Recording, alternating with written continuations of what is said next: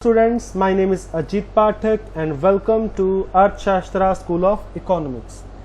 जैसे कि हम लीनियर प्रोग्रामिंग प्रॉब्लम में ग्राफिक मेथड पढ़ रहे थे, तो लीनियर प्रोग्रामिंग प्रॉब्लम का आज हम लास्ट टॉपिक करने जा रहे हैं, जो है इनफिजिबल सॉल्यूशन, जिसमें हम पढ़ेंगे इनफिजिबल सॉल्यूशन के बारे में कि इनफिजिबल सॉल्यूशन क्या होता है, ठीक है, और जो इनफिजिबल सॉल्यूशन है उसको कैसे हम फाइंड आउट कर सकते हैं। देखिए, सबसे पहले जो इनफिजिबल सॉल्यूशन है under LPP, under linear programming problem,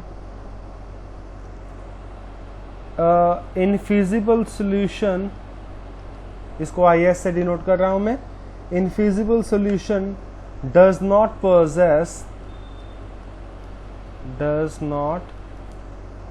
possess solution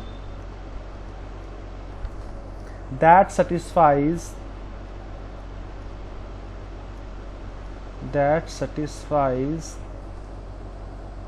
all constraints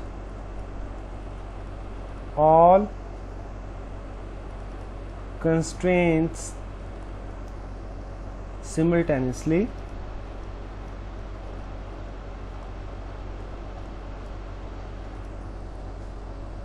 it means no feasible solution reason exists, no feasible solution reason exist। अब इसमें जो हमने किया है ये क्या है? Infeasible solution linear programming problem की वो सिचुएशन है जिसमें हम कोई भी जो सॉल्यूशन है वो नहीं निकाल पाते।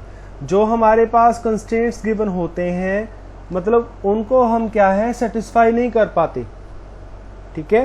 तो इसका मतलब क्या है कि हमें कोई भी जो है फिजिबल सॉल्यूशन नजर नहीं आता, या हम कह सकते हैं कि हमें जो कॉन्स्टेंट्स गिवन होती हैं उनको सेटिस्फाई करने के लिए जो हमें कॉमन रीजन चाहिए होता है, ठीक है, वो हम प्राप्त नहीं कर पाते, मतलब वो हम ले नहीं पाते या वो हम फाइंड आउट नहीं कर पाते, हमको मिल नहीं पाता। तो इस सिचुएशन को क्या बोलते हैं? हम बोलते हैं इनफिजिबल सॉल्यूशन। तो अब इसकी हम एक एग्जांपल करते हैं कि इनफिजिबल सॉल्यूशन कैसे आएगा, या इनफिजिबल सॉल्यूशन हम किसको बोलेंगे। सबसे पहले हम फिजिबल सॉल्यूशन से ही इनफिजिबल सॉल्यूशन में जाएंगे, ठीक है। So let take an example.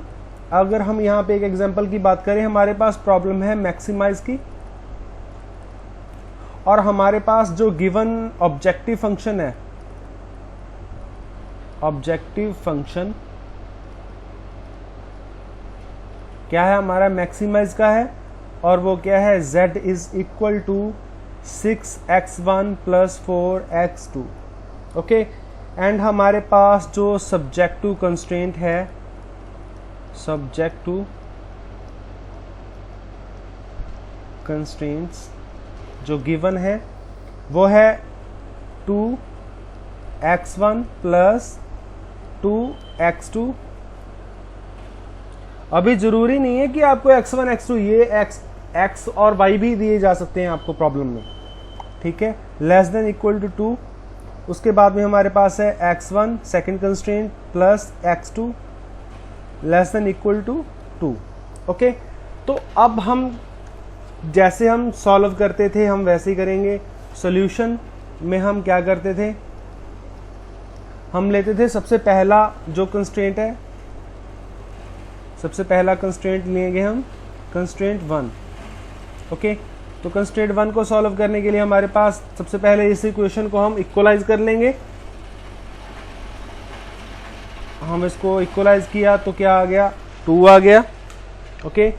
तो उसके बाद में जो दूसरी तरफ है हमारे पास ये जो आ गया 2x1 plus 2x2 equal to 2। तो जब हमारे पास x1 क्या है, 0 है, तो x2 क्या होगा, x1 तो 0 हो गया, 2 इंटू 0 0 प्लस 2x2 मतलब ये क्या है 0 + 2x2, मतलब 2x2 = 2 रह गया। तो दैट मीन क्या हुआ, x2 किसके इक्वल आ गया हमारे 2/2 1 के। ठीक है, तो इसका मतलब क्या है, जब x1 0 है तो x2 क्या होगा 1 होगा। ठीक है, उसके बाद में जब हम कंस्ट्रेंट 2 लेते हैं, सेकंड कंस्ट्रेंट लेते हैं, तो हमारे पास क्या गिवन है, x1 + x2 = 2। जब हमारे पास x1 क्या है, x1 जब हमारे पास 0 है तो x2 क्या होगा, ये तो 0 हो गया 2 के इक्वल, और जब हमारे पास x2 0 होगा तो x1 हमारे पास क्या हो गया, क्या आ जाएगा हमारे पास 2 आ जाएगा। और इस साइड में मैं निकालना भूल गया, तो यहां पे हमने x1 तो ले लिया, जब x2 0 है तो x1 क्या होगा, तो क्या आ गया, जब x2 इसको 0 कर दिया हमने तो ये क्या हो गया 2x2 = 2। तो x2 किसके इक्वल आ जाएगा 2/2, क्या आ जाएगा 1। मतलब इस सिचुएशन में क्या होगा, जब x2 0 है तो x1 किसके इक्वल होगा 1 के। मतलब यहां पे केस बन गया 1 0 का, और यहां पे केस बन गया 0 1 का। यहां पे केस बन गया, पहले में बन गया 0 2 का, और दूसरे में 2 0 का। अब इसको हम अगर ग्राफिकली रिप्रेजेंट करें तो ग्राफिकली रिप्रेजेंटेशन में क्या आएगा, हमारे पास इधर हमने x1 ली है, ये O है, ये x2 है। ठीक है, तो अगर हम इसको लेते हैं तो इसमें जो है, इसमें हम पॉइंट्स ले लेते हैं 1 2 3 एंड 4। इधर हम लेते हैं 1 2 3 एंड 4। हम सबसे पहले कांस्टेंट की बात करेंगे, फर्स्ट कांस्टेंट में क्या है, जब हमारे पास जो x1 है, ठीक है, x1 0 है तो x2 क्या होगी 1 होगी। x1 हमने 0 ले ली, x2 क्या होगी 1, तो ये वाला आ गया। ये वाला केस कौन सा आया 0 1 का, क्या हो गया 0 1, इसको हम a से डिनोट करते हैं। और दूसरे में, इस फर्स्ट कंस्ट्रेंट में दूसरा क्या है, जब x2 0 है तो x1 क्या होगा 1 होगा। तो मतलब ये जब x2 0 है तो x1 क्या होगा 1, मतलब ये वाला केस आ गया 1 0 का। इसको हम ले लेते हैं b। इन दोनों को हमने ऐड ऑन किया, तो यहाँ पे केस क्या था, यहाँ पे था लेस देन का, इसका मतलब इसके नीचे वाला पोर्शन ये वाला। ठीक है, ये आ गया। उसके बाद में हम चलते हैं दूसरे पॉइंट पे। दूसरा कंस्ट्रेंट में क्या है, जब हमारा x1 0 है तो x2 क्या होगा 2। x1 0 है, यहाँ पे x2 2 है, मतलब कौन सा केस आ गया 0 2 का। इसको हम ले लेते हैं c। और उसके बाद में जो दूसरा है, x2 जब 0 होता है तो x1 क्या है 2, तो ये आ गया। ठीक है, तो क्या है 2 0 का केस आ गया ये, और इसको हमने किया ऐड किया तो ये क्या बन गया, इसको हमने d ले लिया, तो इसके नीचे यहाँ पे भी क्या है, यहाँ पे भी लेस देन है, तो ये हमारा क्या बन गया, एक कॉमन रीजन बन गया। दैट मीन क्या है, ये एक फिजिबल सोल्यूशन है, इसमें हमारे पास एक फिजिबल सोल्यूशन आ रहा है। ठीक है, इसमें हमारे पास क्या आ रहा है, एक फिजिबल सोल्यूशन आ रहा है प्रॉपर। लेकिन अब यहां पे बात हम करते हैं इनफिजिबल सोल्यूशन की। तो सबसे पहले इसको मैं करता हूं यहां से रब। तो यहां से अगर इस सिचुएशन में जो मेरे पास लेस देन का था, लेस देन को अगर मैं यहां पे ग्रेटर देन में कन्वर्ट कर दूं, अगर मैं यहां पे लेस देन को क्या कर दूं, ग्रेटर देन इक्वल टू में अगर मैं कन्वर्ट कर दूं तो क्या होएगा। ठीक है, तो हमारे जो रिजल्ट्स हैं वो तो सेम ही निकलेंगे, लेकिन हमारी जो ग्राफ है वो क्या बनेगा, हम बात उसकी करते हैं कि हमारा ग्राफ क्या होगा। ठीक है, तो ये हमारा लेस देन का था और ये हमारा हो गया ग्रेटर देन का एक। ठीक है, तो अब हम यहां पे अगर हम एक और ग्राफ बनाते हैं, ओ x1 एंड x2। ओके, यहां पे ले लिया 1 और ये ले लिया 2, यहां पे ले लिया 1 और यहां पे ले लिया 2। ठीक है, तो अब क्या है, अब हमारा सबसे पहला केस कौन सा था, जब फर्स्ट कंस्ट्रेंट की बात करते हैं हम। फर्स्ट कंस्ट्रेंट में हमारे पास जो आते हैं पॉइंट्स, जब x1 0 है तो x2 क्या है 1 है। ठीक है, जब x1 0 है तो x2 क्या है 1 है, x1 0 x2 क्या है 1, तो पहला केस ये आ गया, इसको पिन से किया, पिन से करते हैं, तो ये आ गया a, तो ये कौन सा है 0 1 का। और दूसरे में क्या था, अगर हमारे पास दूसरी साइड में क्या हो, अगर x2 0 कर लें हम तो x1 क्या होगा 1, तो ये यहाँ पे आ गया, x2 0 है यहाँ पे और x1 क्या है 1 है, तो ये कौन सा आ गया, इसको हम b पॉइंट लिख लेते हैं, और ये हमारा आ गया 1 0। इन दोनों को ऐड किया, ज्वाइंट, इसको मिला लेते हैं हम, इसको जब हमने दोनों को पॉइंट्स को मिला लिया तो यहाँ पे हमने क्या कौन सा लिया था, ये हमारे पास था लेस देन का, कौन सा था ये लेस देन, लेस देन का मतलब नीचे वाला पार्ट, इसके नीचे वाला पोर्शन, ठीक है, इसको सेटिस्फाई ये करता है। और दूसरी तरफ हमारे पास जो जब हम लेते हैं सेकंड कंस्ट्रेंट, तो सेकंड कंस्ट्रेंट में क्या था, जब x1 0 है तो x2 क्या है 2, मतलब ये आ गया x1 0 है इस लाइन के ऊपर और x2 क्या है 2 यहाँ पे है, मतलब क्या आ गया 0 2। और दूसरी तरफ क्या था, जब x2 को हम 0 ले लेते हैं तो x1 की वैल्यू क्या आती है 2 आती है, मतलब 2 0 2 0, x यहाँ इस लाइन के ऊपर 0 है x2 और x1 क्या है 2 है, मतलब क्या आ गया 2 0, ये आ गया हमारा d पॉइंट।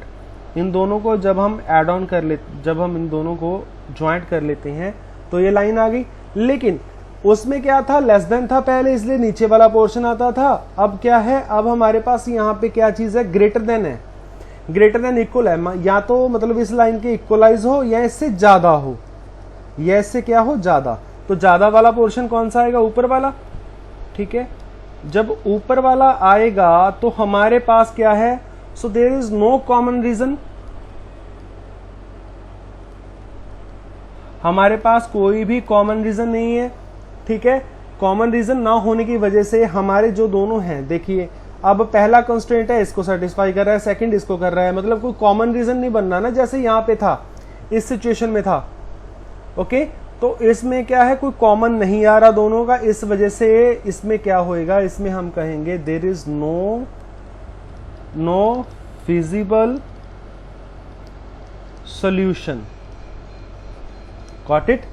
तो ये हमारा नो फिजिबल सॉल्यूशन क्या है, मतलब ये वो सिचुएशन है जिसमें हम, अगर हमारे पास जो गिवन कंस्ट्रेंट्स होते हैं, जब वो हमको एक पर्टिकुलर या हमको वो जो है दोनों का कंबाइन एरिया नहीं देते, या हमें क्या है दोनों का ज्वाइंट का या दोनों का कॉमन कोई हमें रीजन नहीं मिलता, तो उस सिचुएशन को हम क्या कहते हैं, उसको हम कहते हैं नो फिजिबल सॉल्यूशन। मतलब क्यों कहते हैं, क्योंकि जो कंस्ट्रेंट्स है वो दोनों एक सेम एरिया को सेटिस्फाई नहीं करते हैं, ठीक है। तो वो क्या हो जाता है, वो हो जाता है इन नो फिजिबल सॉल्यूशन का, या उसको बोल देते हैं इनफिजिबल सॉल्यूशन। उसको क्या बोलते हैं हम, इनफिजिबल